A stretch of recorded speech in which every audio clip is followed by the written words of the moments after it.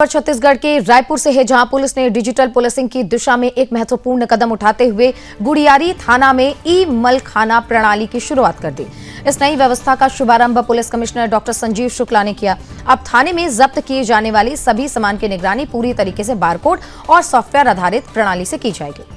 ई मालखाना प्रणाली लागू होने के बाद से प्रत्येक जब्त सामग्री का डिजिटल पंजीयन यानी कि रजिस्ट्रेशन किया जाएगा।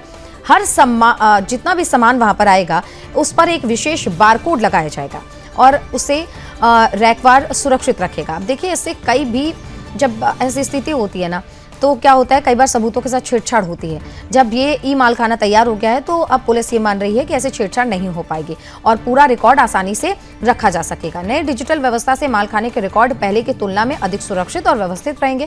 साथ ही पूरी प्रक्रिया में ट्रांसपेरेंसी बढ़ेगी और जब्त सामग्री की चेन ऑफ कस्टडी भी अधिक मजबूत होगी। इससे जांच के दौरान जितने भी सबूत मिलेंगे उसके रखरखाव और उनकी निगरानी पहले से ही अधिक प्रभावी तरीके से होगी और छेड़छाड़ नहीं हो पाएगी।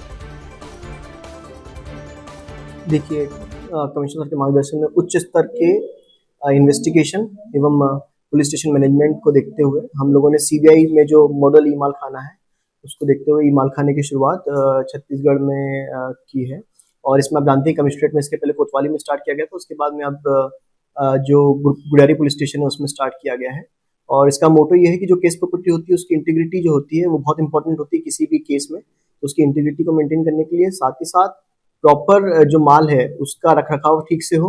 उसका जो चार्ज आप जानते हैं कि जब पुलिस स्टेशन में जब माल मुंशी या फिर थानेदार का जब ट्रांसफर होता है तो उसका चार्ज का आदान प्रदान होता है, वो भी सीमलेस तरीके से हो। और साथ ही साथ जो अन्वेषण है उसकी क्वालिटी को और इम्प्रूव किया जाए ताकि हम लोग कन्विक्शन भी अचीव कर सकें। बिकॉज माल जो होता है, मतलब अपने जो केस प्रॉपर्टी होती है वो किसी भी केस का सबसे इम्पोर्टेंट इंग्रेडिएंट होता है।